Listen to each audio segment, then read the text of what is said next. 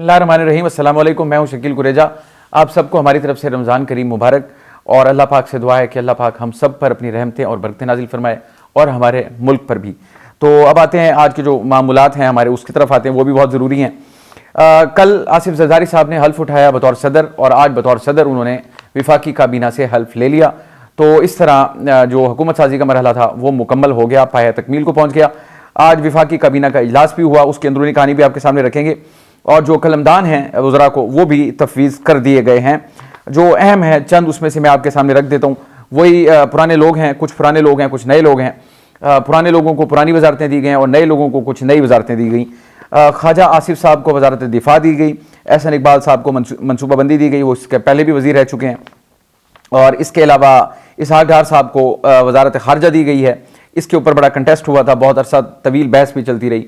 कुछ इस्टेब्लिशमेंट के भी तहफ़्फ़ुज़ात थे, पाकिस्तान पीपल्स पार्टी के भी तहफ़्फ़ुज़ात थे।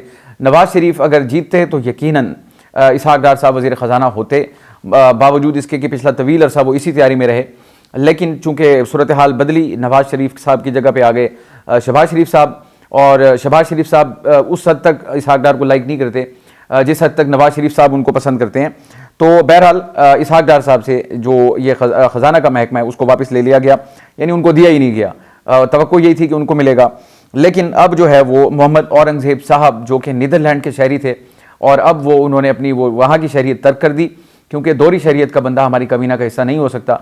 लिहाजा उन्होंने वो शहरियत तर्क करके पाकिस्तान की शहरियत की दरख्वास्त दी थी, आज उसको कैबिनेट ने मंजूर भी कर लिया, और वो हमारे बन गए हैं विफाकी वज़ीर ख़जाना। और सबसे टफ जो जॉब होगी हमारी इस वक्त, वैसे तो हर दौर के अंदर ये जो ख़जाना का महकमा होता है सबसे टफ जॉब रही है हमारी, क्योंकि माशी मसाइल से हम कभी भी नहीं निकले।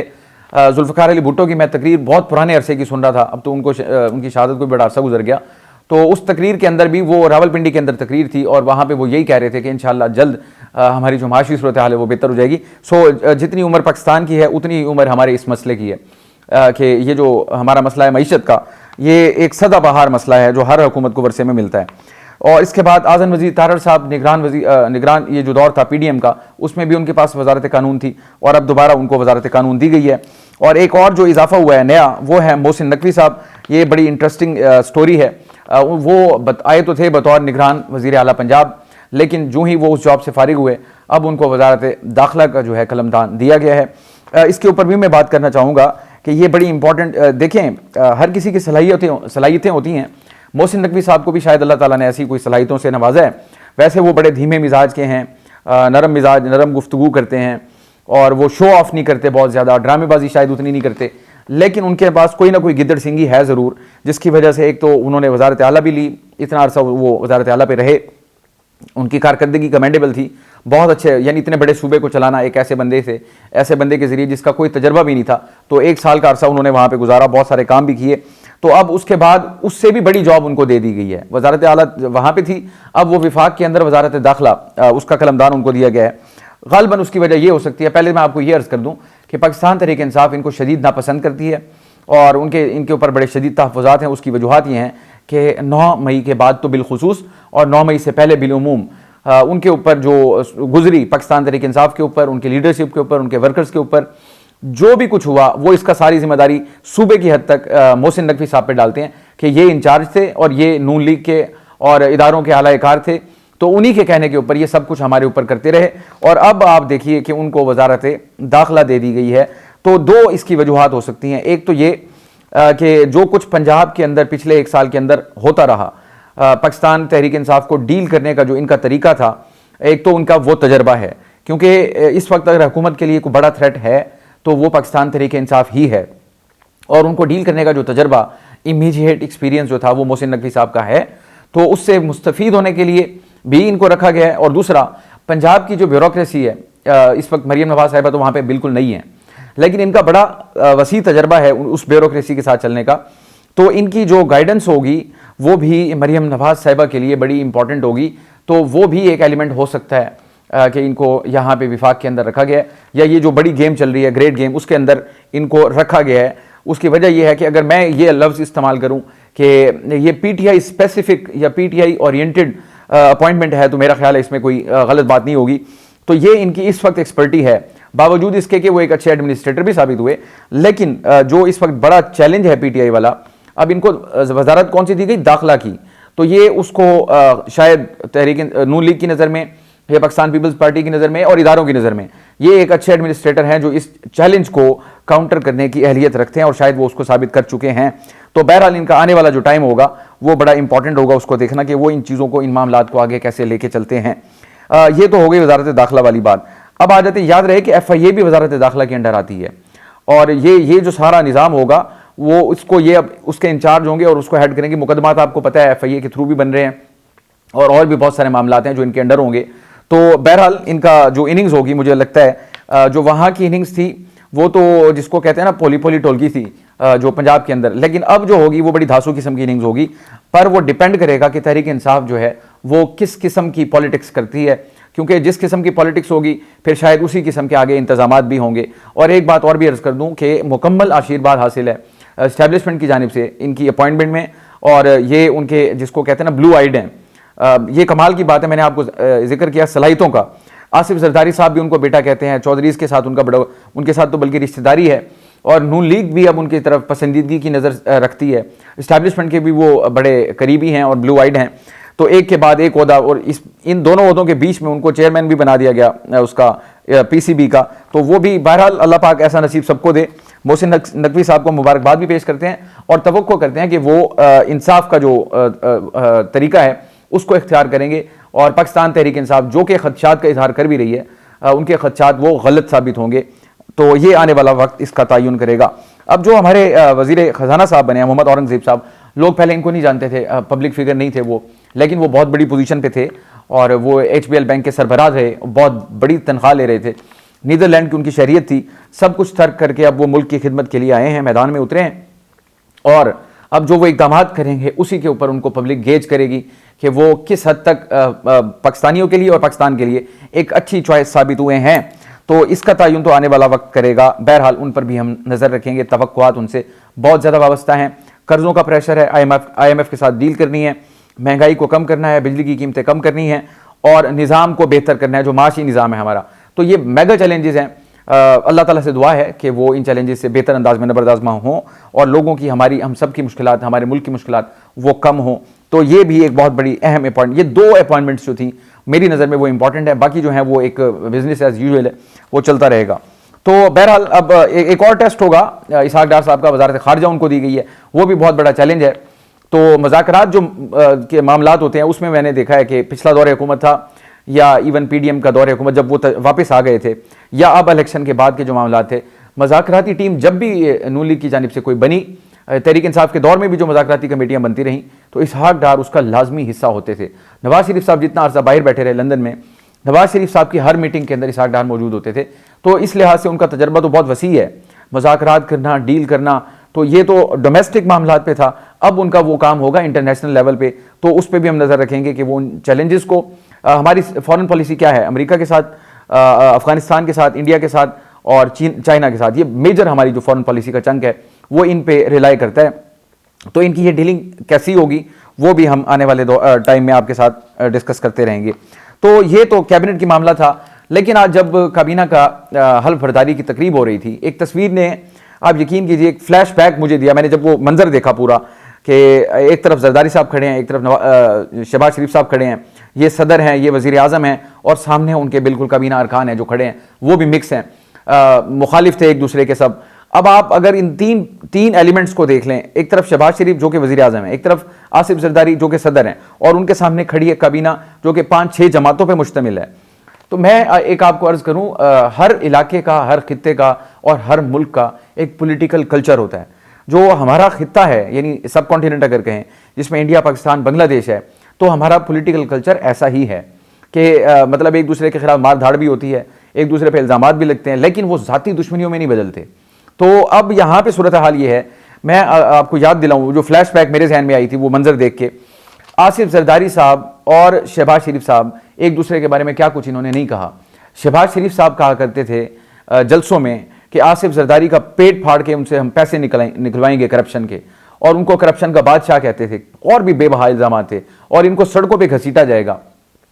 ये तो शहबाज शरीफ साहब कहते थे जरदारी साहब के बारे में। और आपको याद होगा 2018 की जो कैंपेन चल रही थी, लाहौर के अंदर खड़े होके आसिफ जरदारी साहब ने क्या कहा था? उन्होंने कहा था कि अगर इस बार हमने नवाज शरीफ को माफ़ कर दिया तो अल्लाह पाक भी हमें माफ़ नहीं करेगा। और नवाज शरीफ को उन्होंने नासूर डिक्लेयर किया और उन्होंने कहा कि नवाज शरीफ जो है वो कौमी मुजरिम है और कौमी चोर है। आज उसी नवाज शरीफ के भाई और उन्हीं नवाज शरीफ के नामजद करदा शहबाज शरीफ वो वजीर आजम है, उनके साथ खड़े हैं पहलू में।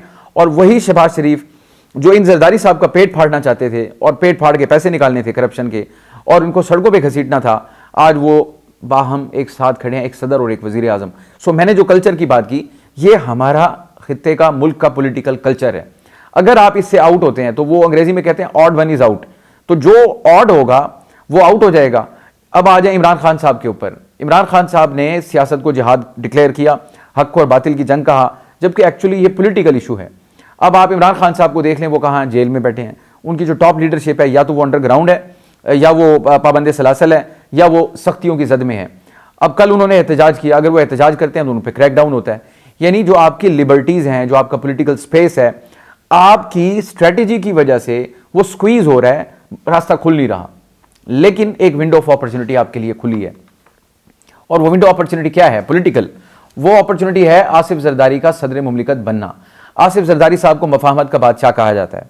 उनकी पॉलिटिक्स के उनके मुखालिफ जो हैं वो भी दाद देते हैं कि आसिफ जरदारी साहब पीएचडी हैं। बड़े बड़े मुफक्किर जो हमारे हैं दानिश्वर, वो भी इनको कहते हैं कि पीएचडी का उस्ताद है, इसका साइंस पॉलिटिक्स का जो उस्ताद है वो आसिफ जरदारी है। तो आसिफ जरदारी साहब ने, अब देख लें, वो अपनी पिक्चर उनकी सदर भी बन गए और ये वज़ीर आज़म का वोट भी दे दिया, इकट्ठे हुकूमत भी बना ली। बावजूद इसके मैं आपको वापस लेके जाता हूँ विंडो ऑफ अपॉर्चुनिटी पे।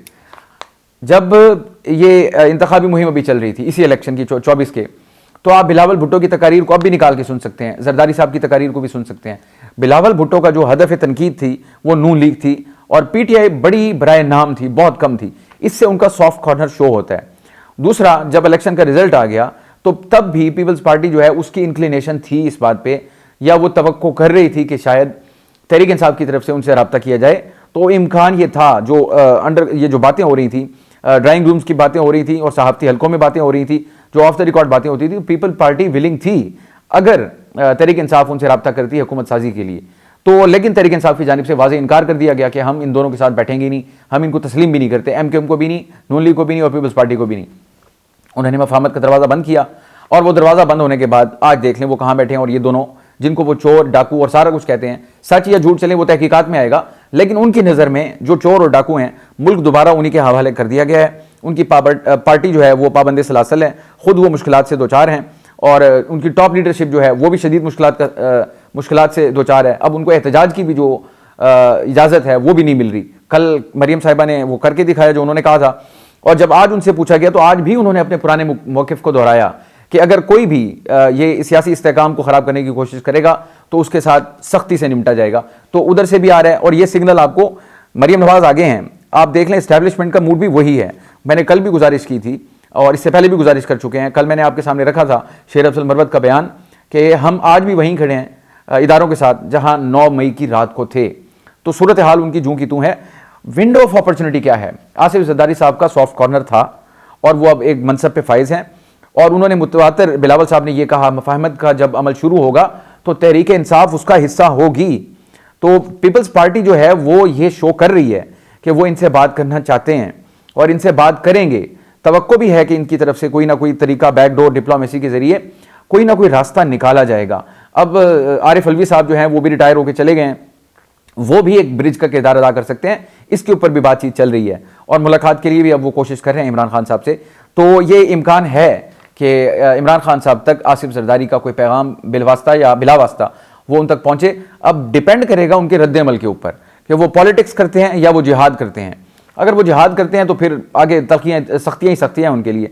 अगर वो मफाहमत का रास्ता इख्तियार करते हैं तो उनके लिए पॉलिटिकल स्पेस पैदा हो सकता है। अगर आसिफ जरदारी और शहबाज शरीफ एक ही वक्त में एक ही स्टेज के ऊपर खड़े हो सकते हैं और कैबिनेट के इधर और इधर खड़े हुए अरकान जो एक दूसरे के सख्त मुखालिफ थे वो इकट्ठे हो सकते हैं, तो कोई बड़ी बात नहीं है कि कल इमरान खान साहब जो हैं वो या पीपल्स पार्टी के साथ बैठे हों। चले, नून लीग उनकी हरीफ इसलिए है कि उनका जो बैटल फील्ड है वो पंजाब है, तो इम्कान है कि पीपल्स पार्टी के साथ उनका कोई अलायंस हो जाए और उनकी सख्तियाँ कम हों, उनके वर्कर जो हैं उनको स्पेस मिले, उनकी लीडरशिप जो है वो बाहर आए, वो एक्सप्रेस करे, पढ़ी लिखी लोगों को लीड कर रहे हैं। और आपने इतनी बड़ी यानी पौध खड़ी कर दी, एक नई पार्टी दोबारा खड़ी कर दी।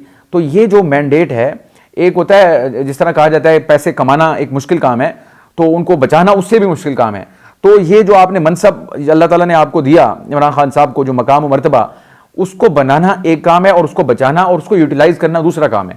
तो अगर इमरान खान साहब मफाहमत की तरफ नहीं आएंगे, जो कि मेरी नज़र में विंडो ऑफ अपॉर्चुनिटी है, अगर वो इससे बेनिफिट करें, इससे फ़ायदा उठाएं, तो उनको, उनकी पार्टी को, उनके सियासी मुस्तकबिल को फ़ायदा हो सकता है। और अगर वो विंडो ऑफ अपॉर्चुनिटी ज़ाया हुई तो फिर आगे इनके लिए बड़ी शदीद मुश्किलात हैं।